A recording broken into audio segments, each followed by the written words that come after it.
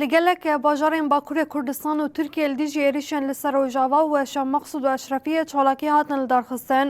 Di çalakiyan de êrîş hatin şermezarkirin û piştgiriya berxwedana Rojava hate kirin.